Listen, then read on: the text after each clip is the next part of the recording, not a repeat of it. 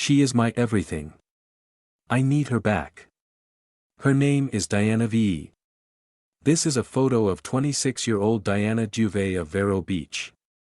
I don't know where she is. Police describe her as 5'3", 120 pounds brown hair, and I'm looking for her, but I don't know. She was last seen leaving the what? A tavern restaurant around 1 a.m. Friday morning with a man, they say is her boyfriend, 32-year-old Michael David Jones. Neither has been heard from since. I contact Lieutenant Harrelson and say, I'm gonna need help with this case because there's much more of this than just a missing persons case. We're in a million different directions trying to find her and him. His phone has been turned off. Her phone is now turned off. Diana was out with some friends. They described her as enjoying herself, but she was texting a lot. They just felt like it was a little out of the ordinary. She left her friends and then went and met up with Mike Jones at another establishment. It's called What a Tavern. They appeared to be having a good time, as in having quite a few drinks. At one point it appeared as though she was crying, visibly upset, but then kind of not, and when they were leaving, but bar staff said, "Are you guys okay to get home?" Mike said, "I'm gonna drive her home. Don't worry about it." What time was that? It was around 1:30 a.m., I didn't wait for her that night. When I got up in the morning. There is text message there, "Mom, I'm not coming home tonight." I texted her, "Diana, where you at? Call me." I went to work around 11:30. It just kind of went through me that, wait a second, she didn't call me. She was 26 years old, and she would call me every day. It set me off immediately. I was trying to tell everybody who would listen. If she's not calling me, it's because she can't, and then we begin to learn about Michael Jones. What we learned was he told many of his workmates, "I'm not feeling that well. I'm gonna be gone for a couple of days, August, and things I gotta take care of." I thought that they were out of town for a wedding. I first met Mike Jones at a networking luncheon. He was a charming guy. Mike and I dated, I wanna say like 2 to 4 months, and he seemed pretty put together. He was smart. He was really funny. Mike told me that he was a trust attorney for PNC Wealth Management. He handled a lot of multi-million-dollar accounts. A lot of people trusted him with a lot of money. Mike was very elaborate. His stories were big celebrities involved, always knowing people. Everywhere we went. Mike told me that his sister was dating Jason Aldean and that he was adopted by Ronald Reagan's son. I think that he probably had stories about who he was, depending on who he was talking to, who he really is. To this day, I'm not sure we know. Just come home. Everybody love you. Everybody misses you terribly. All I cared about find her. Where's my daughter? Where is Diana? We've interviewed all of these people. We've run down all the leads that we had. We're in a million different directions. On Saturday, June 21, 2014, Lieutenant Matt Harrelson and Sergeant Brad Metz with the Vero Beach Police Department. We're not having much luck trying to find out what could have happened to Diana Juve and Mike Jones. Investigators went to Jones's apartment, but no one was answering the door. We did get a search warrant that day to get into Michael Jones' apartment to try to collect, physical evidence or find Diana, and hopefully it'd be, next to nothing. When the investigators returned with a warrant, they were surprised to discover Lena and Bill Andrews, Diana's mother and stepfather sitting outside in their car. Is that unusual? Oh my gosh. That's crazy. Lena is sitting at the house hoping for a sighting of her daughter. She's just beside herself. She's crying, she's upset. She wants to go physically kick the door in. Before investigators went inside, they interviewed Lena. She told them that the last communication she had from her daughter was that text Diana sent in the early hours the previous day. She texted me at 1:45 a.m. "I won't be home." It was in Russian, the language they spoke with each other. So Lena believed it had to be from her daughter. As the hours passed on Friday with no sign of Diana, she grew increasingly desperate. "You call Michael Jones." I did call Michael Jones. Yes. He was like, "Oh, don't worry, she is with me. Everything's okay." "Oh," he said that? "Yes." So I was like, "Oh my God, Mike, you guys killing me. I'm worried sick. I need to talk to her. I want to hear her voice." I told him, "Give her phone." All of a sudden, "Oh, she's sleeping. Well, wake her up because I have to talk to her." All of a sudden another excuse, "She's at my place, but I'm not there right now." I told him, "You go home, you wake her up, call me back in 30 minutes. But Jones never called Lena back. And she never heard from him again. She was my world. Diana was born in Moldova, a small country in Eastern Europe. Diana immigrated to America when she was 13 to join her mother, Lena, who had married Bill, an American, a girl that didn't speak English at all, but in 2 months she was in a regular school class. In a few years, you couldn't even guess that she's not American. In 2011, Diana received her nursing degree at the time she disappeared. Diana worked with cancer patients at the Sebastian River Medical Center. She really cared about her patients, about patients' families. She's highly intelligent, always motivated. Chelsea DeMayo was Diana's best friend and former roommate. She is very easygoing. Just fun to be around. In the summer of 2013, Chelsea says Diana met Jones at a bar in Vero Beach. Did she seem smitten from the start? No. No. She never had an initial. Oh. Wow. Mike Jones. It seemed more like he definitely had his sights set on her, and she kind of eventually came around. Lena and Bill say they didn't know much about Jones, except that he worked for PNC Bank in wealth management and had gone to law school. He was extremely polite, nice-dressed, well-spoken, seemed like the ideal boyfriend. And after just a couple of months of dating, Diana moved into Jones's apartment. She seemed happy, so we were okay with it. Chelsea says, Diana and Jones quickly became inseparable. You would never see her without him, and she had never done that in relationships before. Over time, Chelsea says she became concerned. There was a time where we were getting lunch.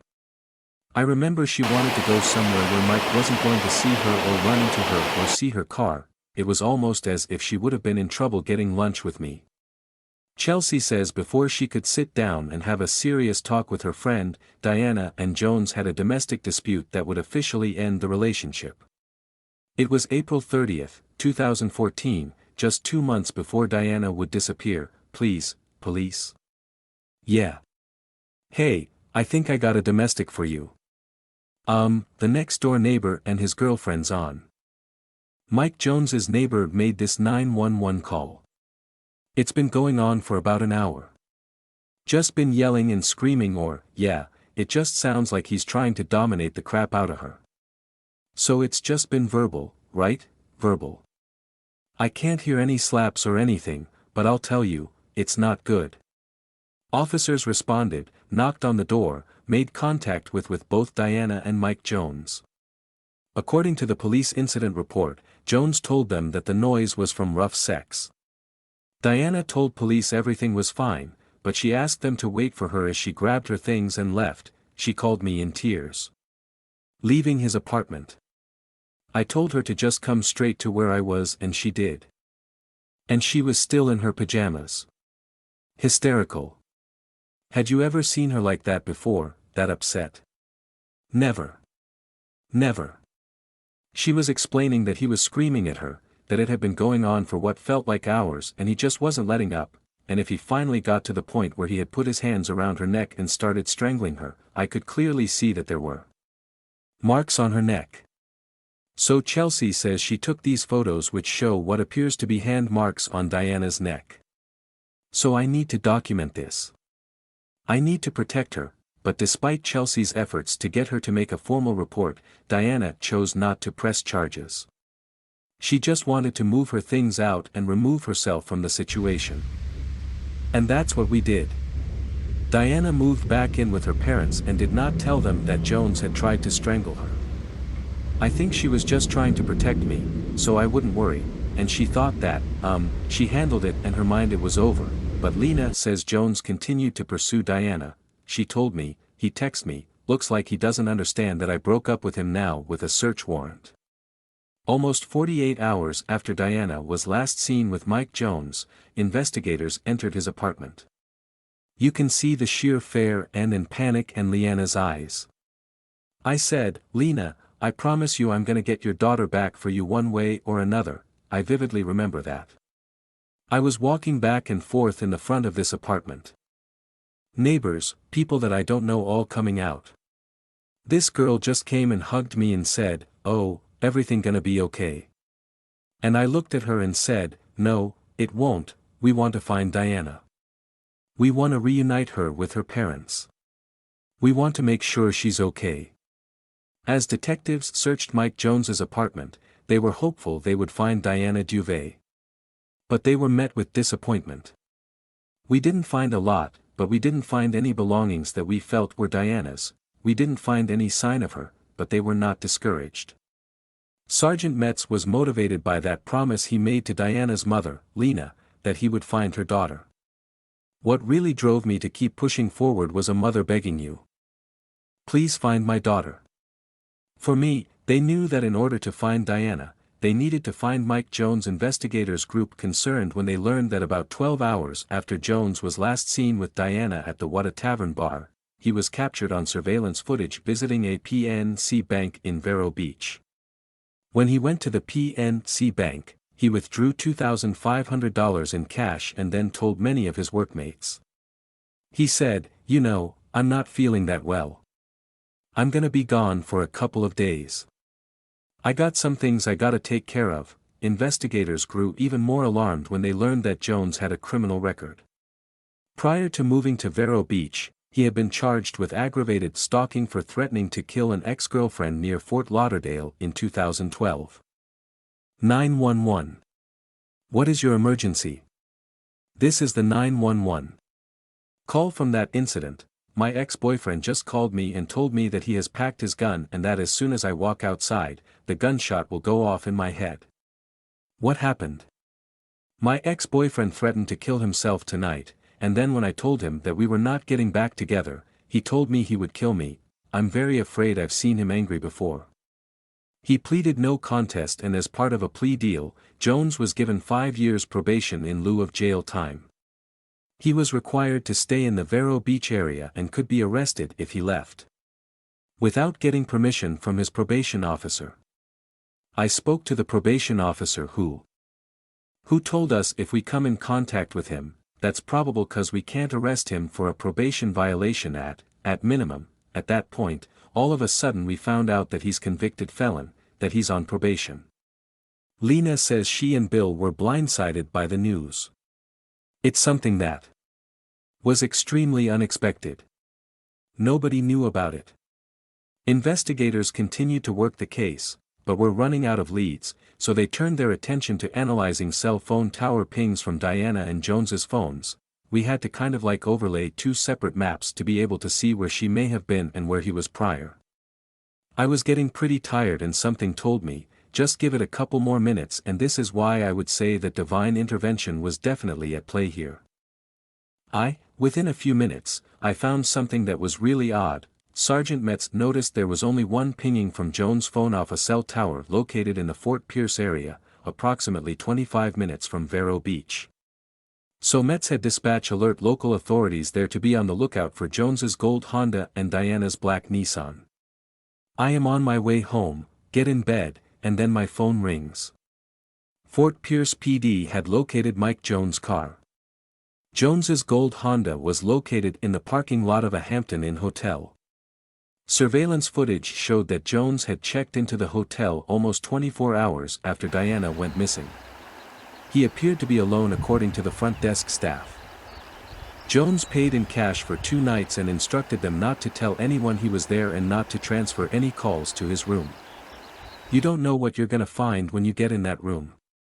You know your heart's racing. You've been going for 2 days straight. And now you're this close from getting who you believe is a possible suspect, and also hopefully finding Diana around 11:30 p.m. using a key card given to them by the front desk. Metz and Harrelson entered Jones's hotel room. He seemed surprised. He was surprised to see us. Absolutely. He was sitting on one of the double beds with like a V-neck t-shirt on and some shorts and smoking a cigarette, and he was talking on a phone. On a cell phone. It was a burner phone, a phone that is difficult for police to trace. Hi Mike. You had a pretty good reason why we're here. I'm sure this is audio of Sergeant Metz speaking to Jones in his hotel room. I'll tell you, unclearly, I don't know where she was. Don't have the slightest clue. I'm trying to find you. Why won't he just give me the information I'm looking for? Your girlfriend's missing. This is somebody that you professed, that you loved and professed that you cared about. You should be helping law enforcement try to find her.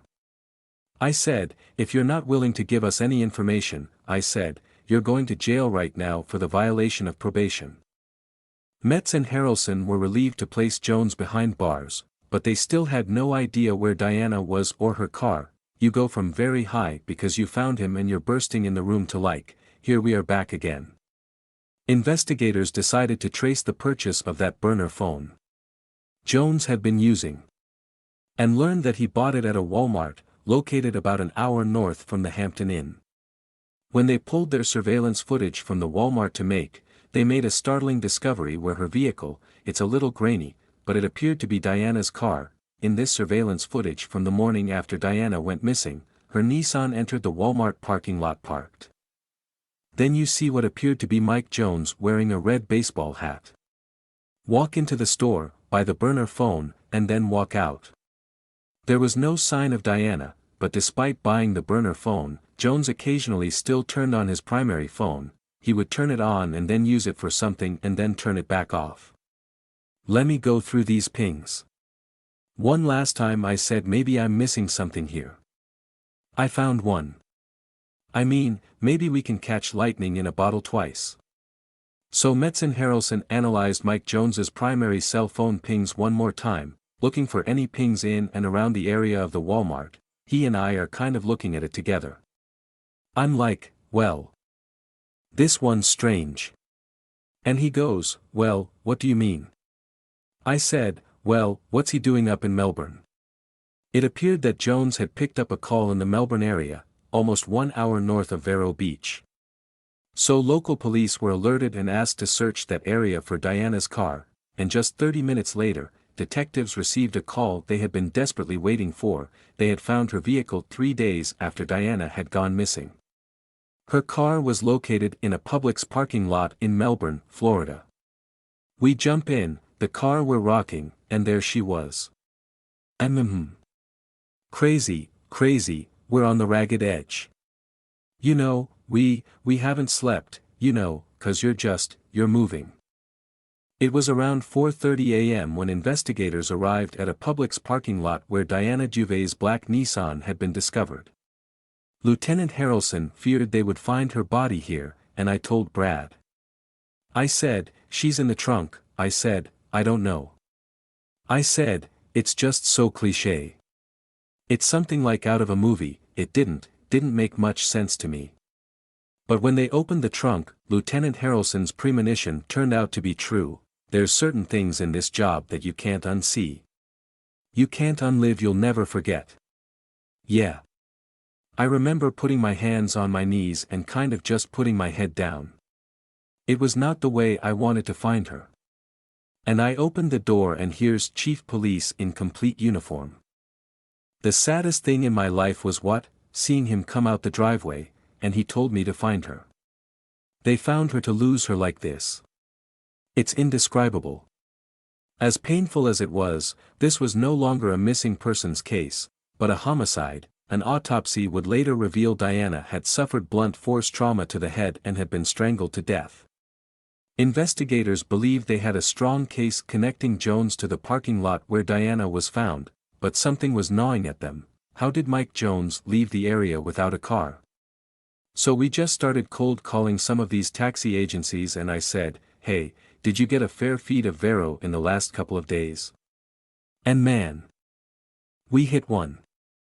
And I was like, wow. You know, like that's just like, that doesn't happen every day. So we got lucky on that one. Around 8 a.m. after Jones dropped off Diana's car, a man called for a taxi down the street. I showed up and there was a guy outside with a red hoodie on, and, he got in the passenger side of the vehicle. During the hour-long ride, they briefly chatted.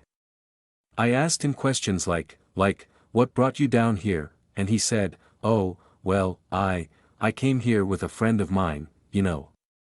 And so then I asked him, I said, how come you didn't get a ride back with your friend to Vero Beach? And we said, well, they got into an argument and she's very pissed with him. The former cab driver who asked us not to use his name says that he dropped the man off across the street from this apartment in Vero Beach.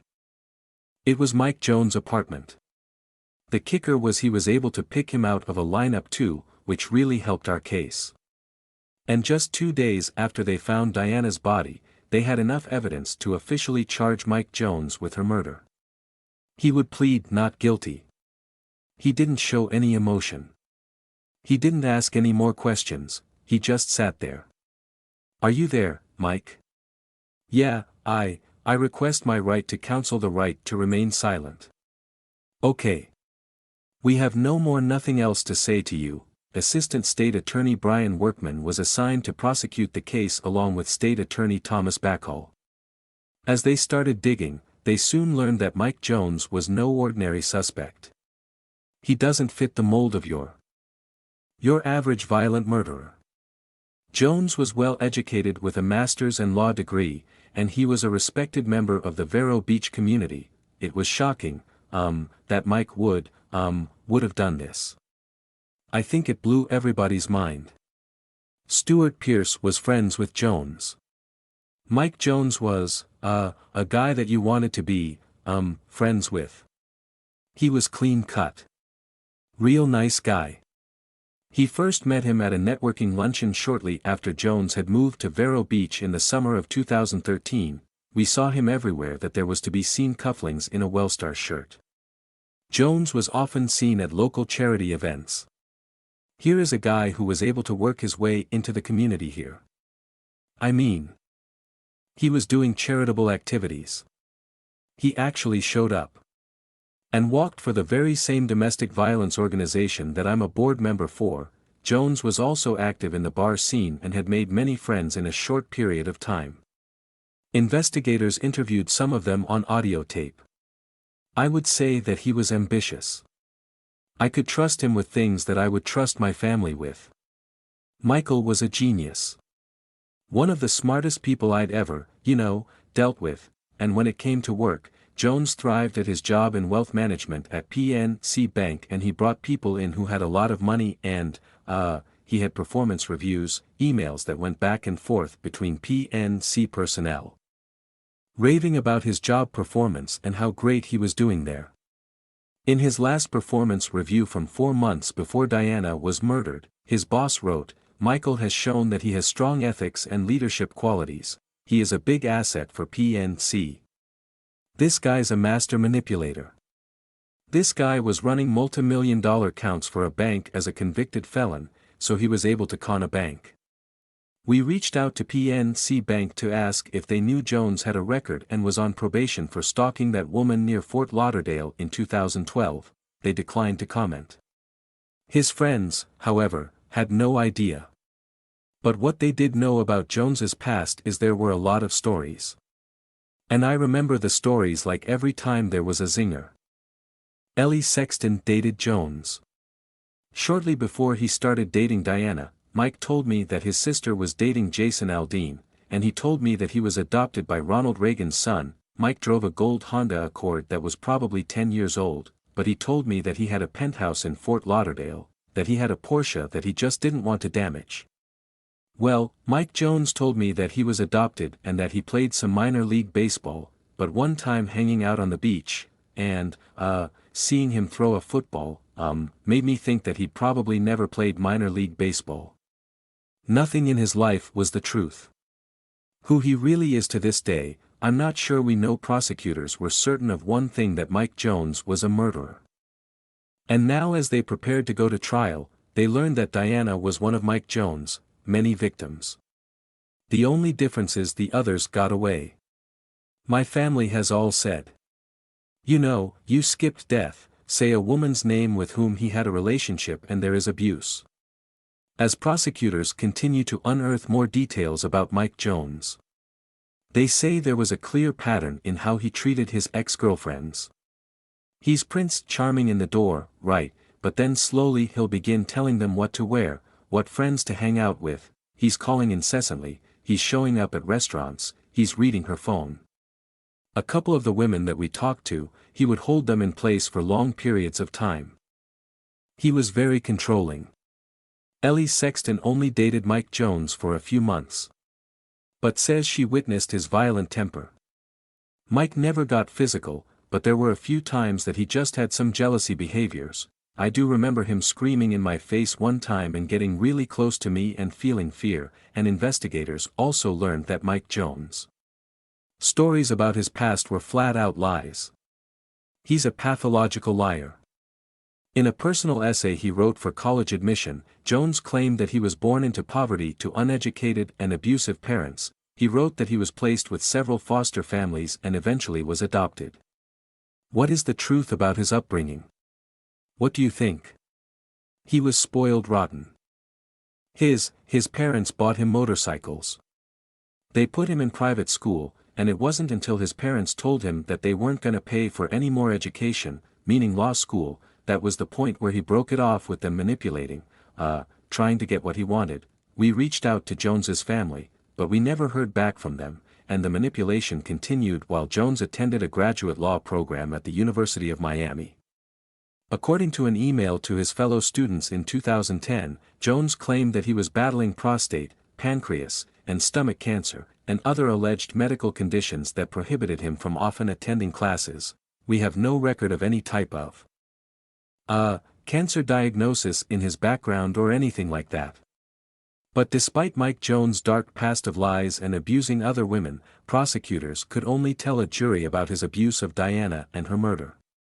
You should be convicting somebody for the crime that they committed, not based upon what they've done in the past, and when it was time to go to trial, they had to make an important decision, whether to go for the death penalty. Boy, that was a tough one. When we sat down with Lena and we said, listen, when we take this step, it's a whole different process.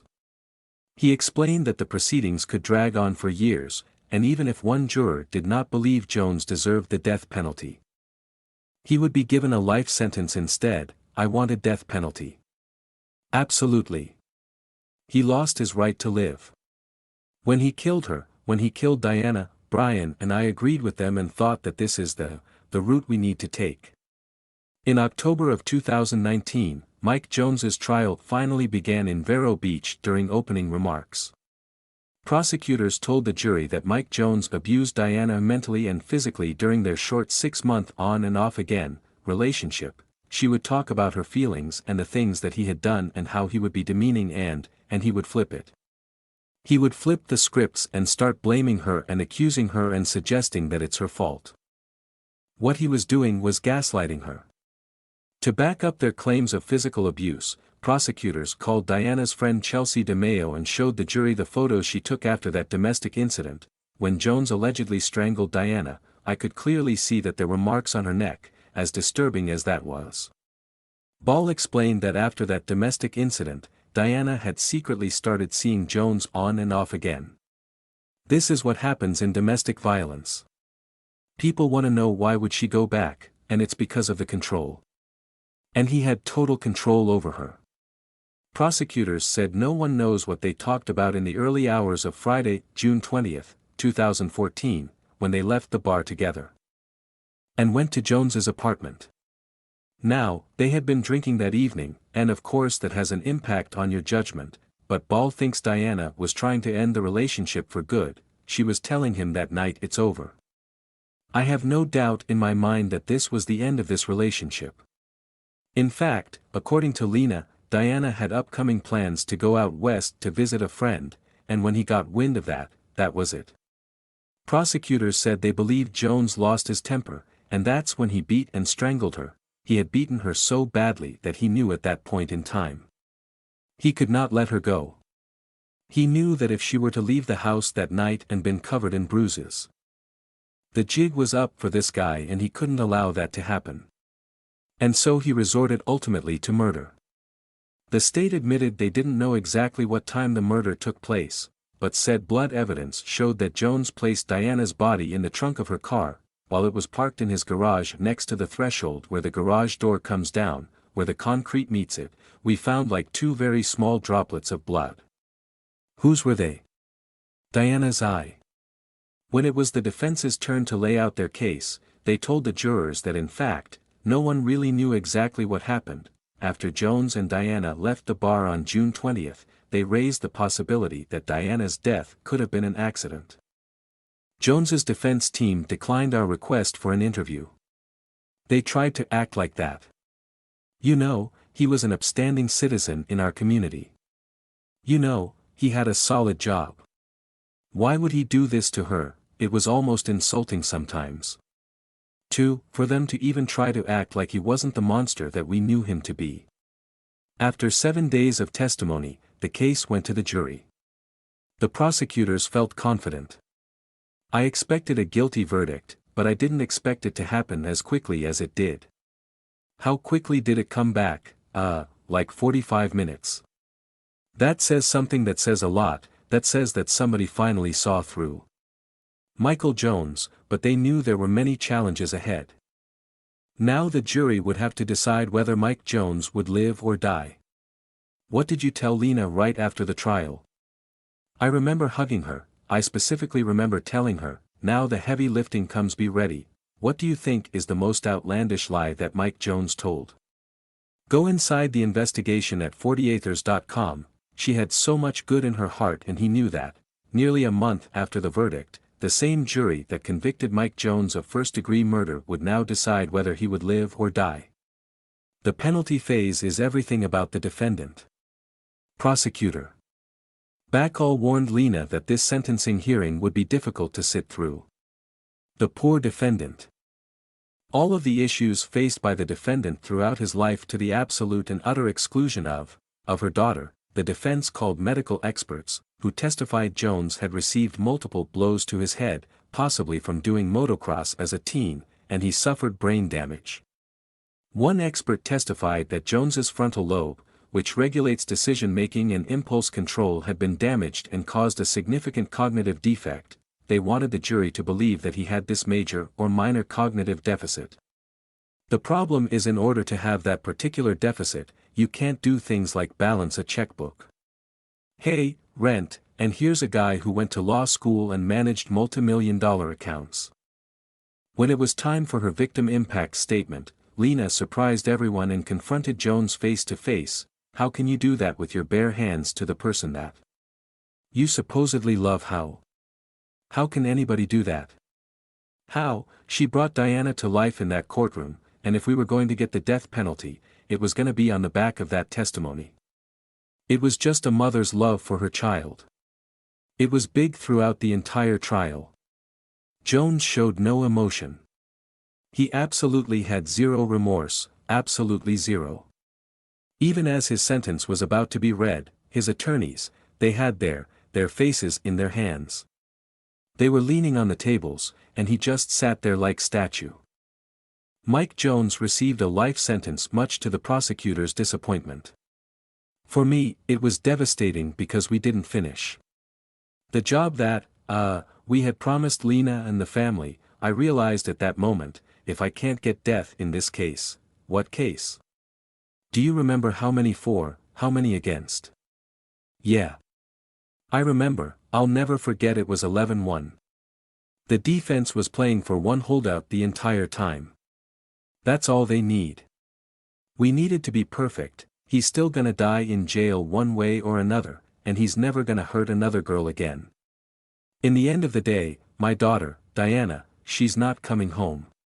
She's not, and he's still alive. Graduation day, she was happy.